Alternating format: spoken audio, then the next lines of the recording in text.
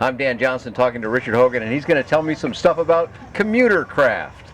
So let's go back in time just a little bit and tell me about the beginning of the project and why I note that it looks different than it did before. We'll get to the what's different, but go back in time a little bit for us. Sure. When we first started the project, we were really trying to create a new, safer platform for an aircraft. We went to a three-surface design because it gave us low-speed handling characteristics in what was traditionally a stall-spin resistant platform as a canard. So this allowed us to not only be stall spin resistant, but have low landing speeds. I want to attract new pilots into aviation, and to do that, we need to give them a platform. I don't want them coming over the fence at 100 on final. Canard is a wing up front. What are the other two surfaces? Okay, so you still have your main wing, but the main wing is moved further back in this design, so we're able to have a gull wing door where you can easily get in. So that is the primary lifting. The canard is loaded in such a way that it would stall before the main wing, so it helps keep the main wing from ever stalling. So that'll drop the nose down when that wing stalls and the aircraft starts flying again on the main wings. That is correct. That's the concept behind the canard. Kind of a tail in the front, but in some ways better than a tail. Yes. Okay, so and the third surface is actually more traditional tail. So we have a twin boom that goes back to the horizontal stabilizer. And for us, that's our primary pitch control. And that surface is how you pitch the airplane up and down. And what it does enable us to do is to land at lower speeds because we don't have to put as much load on the canard. Yeah, now your canard, which it's an aerodynamic surface, of course it's going to have some load on it, but it does not articulate, is that correct? We actually have control surfaces on it that you use very much like trim in your normal airplane. We do not have that would be the concept. However, when you're landing, you use them more like flaps. We don't have traditional flaps in this aircraft. But the control surfaces on the canard, you set in a little actuator for takeoff and then put a little more in for landing, and it sets you up the right attitude. Yeah, okay, so it doesn't really so much as retard the speed of the aircraft as it does set the attitude of the aircraft, which is another way of controlling the speed. That is correct. All right, so for takeoff, you're going to set those canard flaps, I'll call them, in a position that will help you raise the nose so you get off the ground. Yes. When you're coming in, I gather that would do the job of keeping the nose down so you don't stall on approach to landing. Not that you could stall on this aircraft, I get that, but you still don't want it doing that kind of thing on a short field approach. Well, that's exactly right, Dan, because the issue with canards has typically been you had to keep your speed up so that you didn't have that nose drop. This enables us to have control at lower speeds. I don't think I've heard of what I'm still calling flaps on a canard before. Yes. That's a clever idea. There seems to be a lot of that going on with this aircraft. Now, what I remember from before, Richard, was that getting into the aircraft, this is back when it was a white mock-up, and it looked, to me, quite a bit different. And it looked to me like entry might have been a challenge in that one, was it? It was, and you know, Dan, I was a much younger man when I designed that aircraft originally, and so we made it with a forward folding canopy. So you had to basically go up on steps and step into the top into the airplane. It was like stepping like into any low wing. Yeah, that's really true. Yes. Right. Which, as the pilot community in America ages, gets more difficult for some people, me included. I have to admit. Absolutely. So this was, I already sat in it earlier. Piece of cake, turn around, sit down, swing your legs in. Nice big opening all the way up to the front here. I presume this is the shape it's going to be. Is that right? That is correct, yes. Okay. And all this beautiful black material, I'm sure most of our viewers recognize this as carbon fiber now. Yes, and that's what I'm looking at. Is that correct? That is correct. Not simulated carbon fiber. No, it's the real thing. All right. And is the entire aircraft carbon fiber then? It is, except for the vertical tail surfaces have the antennas in them. One thing that doesn't work well is antennas with carbon fiber. So we give them a fiberglass home in a non-structural area. Okay, and, all right. That's how we do that. Yes, I have heard that conflict between carbon fiber and receiving electrical signals and so forth. Yes. So that means that when you're inside the aircraft, you've got to have antennas exterior to bring the signals inside, because I imagine the doors are also carbon fiber? Absolutely. Okay. Yes. So that did drive us to originally, in that white example that you saw originally, we had exterior antennas attached to the outside of the aircraft.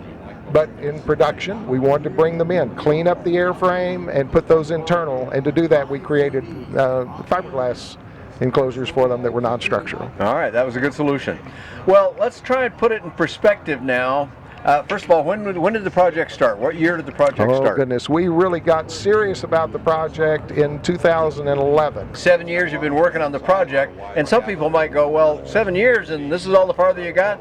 That's not right at all, because this is a redesigned aircraft from the first one, which has flown. Is that right, Richard? That is correct. Tell me a little bit about the flight, how much time you've done on it, what you learned from it, how that affected what you're sitting in right now. Well, the first aircraft was the white one you referred to earlier, and we called that Ship 1, affectionately, of course. But it was a proof of concept more than anything. It proved our three-surface design was stall spin resistant. It gave us validation for the flight characteristics, and it was just a wonderful airplane to fly. We didn't have to put control inputs. You didn't need the rudders until you turned more than 45 degrees. So all of these things we were trying to achieve, we were very happy with. It had an excessive roll rate, so we decided that not everybody's going to be flying this like a pit, so we dialed a few things down. So you tuned it back down a little bit, huh? You bet. But what we really found in showing the airplane, there were a few things that we noticed. Number one, the aircraft is very wide, and that's because we have a lifting body component, and so the width actually works to our benefit in the aircraft. But once people found that we had a wide aircraft, a lot of very tall people also came here, and we discovered there's a group of people who really just don't have good two-place airplane solutions.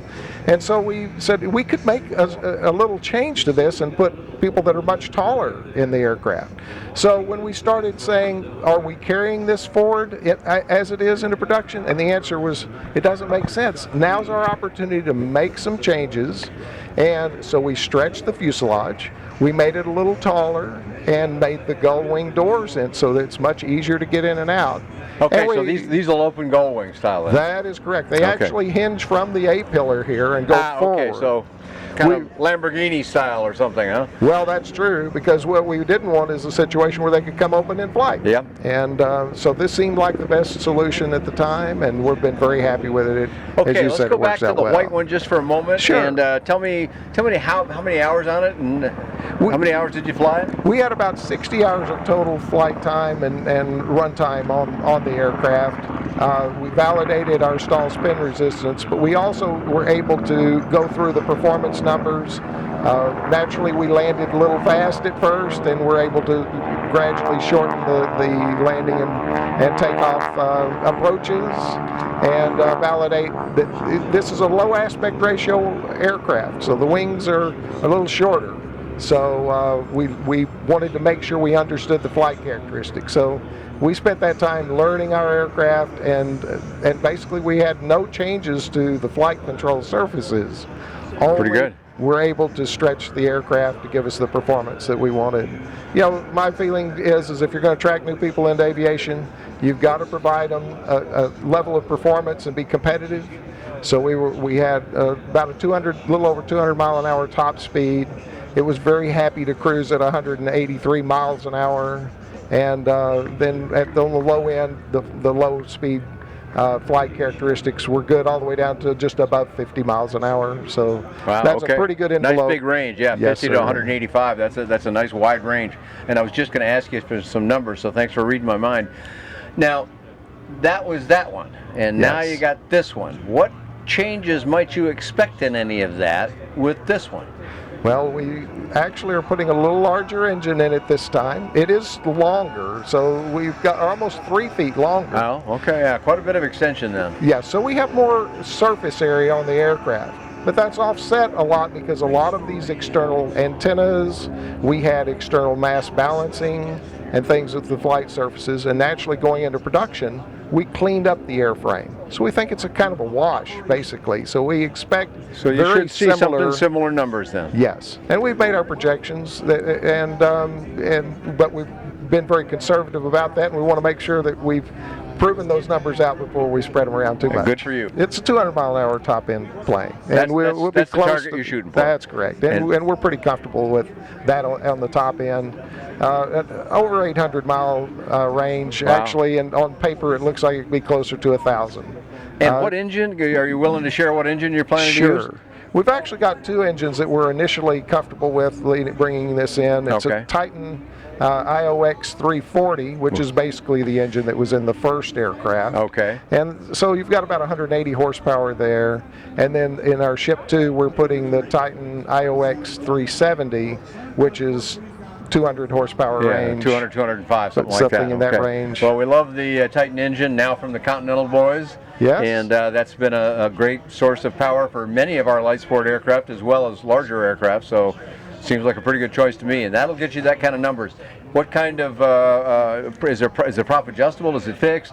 The initial aircraft flew with a fixed pitch prop, but MT has made us a prop for this aircraft that is constant speed, so okay. we're looking forward to seeing what real performance numbers we get out of that. All right, that'll be interesting to check in with you. All right, let's take it forward in time a little bit, Richard. Let's go to production now. You said you're beginning to enter production. What does that translate to? We are busy building the first three what we call alpha ships, including our own Ship 2 and one of our first customer airplanes. But these aircraft are being prioritized for flight test. Because this is a composite aircraft and the way that we are approaching the program, we feel that the ideal way to do this is have the builder come to our plant and build it in our tooling. Builder assist at the factory. Builder assist at the factory. It's FAA loves that too, we know, so you're not talking out of school here at all. That's right, and we want to make sure that we do this for their education and enjoyment, and we think 2 weeks in building airplanes is just about as much fun as you can have. And we try to design the program to where there's a tremendous amount of education in there. So how many of those 2 week intervals will people have to spend with you, would you think? If they come and spend between 2 and 3 weeks in one shot, they'll get their airframe built. Really? Now, at that point, they will That's have pretty fast. met their 51% requirement. And we could actually finish out the plane, or they can take it home and do the engine instruments. Yeah, some people will want to go that route. Others will say, hey, if I've done the 51%, take it away and finish it off for me. That's correct. Again, FAA likes that too because they know you're the experts at it. All right, let's wrap it up here with a web address now. We've asked you a lot of good questions. I'm sure people will have more. How do they get to you to find out more about that, Richard? You can find us at www.CommuterCraft.com. There you go. And you can find out more about all kinds of aircraft in the affordable aircraft space, both kit-built, light sport, and ultralight at buydanjohnson.com. The Copper State Fly-In has been bringing aviation enthusiasts in the Southwest U.S. together since 1973. This year we are thrilled to be hosting the Copper State Fly-In at the Buckeye Municipal Airport, KBXK, in conjunction with the Buckeye Airfair. The dates for the fly-in are February 8, 9 and 10, 2019. We anticipate that the 2019 Copper State Fly-In will break all of our previous attendance records. Admission and parking to the 2019 Copper State Fly-In and Buckeye Airfair are free, including the 2-hour air shows, beginning at noon, Saturday and Sunday. So make sure to join us for a weekend of free fun for the entire family. See light sport aircraft, experimental aircraft, ultralights, vintage and military aircraft, as well as action-packed demonstrations. Visit the many educational forums, aircraft displays, youth activities, or one of the over 100 vendors. Copper State Fly-In Inc. is a volunteer-run, non-profit organization dedicated to promoting recreational and general aviation through events, scholarships, and public education. Proceeds from the Copper State Fly-In help support scholarship programs for youth seeking careers in the aerospace industry. Copper State is the largest fly-in of its type in the western United States and the 4th largest fly-in in the U.S. We look forward to seeing you, February 8 to 10, 2019, at the Buckeye Municipal Airport, 3000 South Palo Verde Road, Buckeye, Arizona.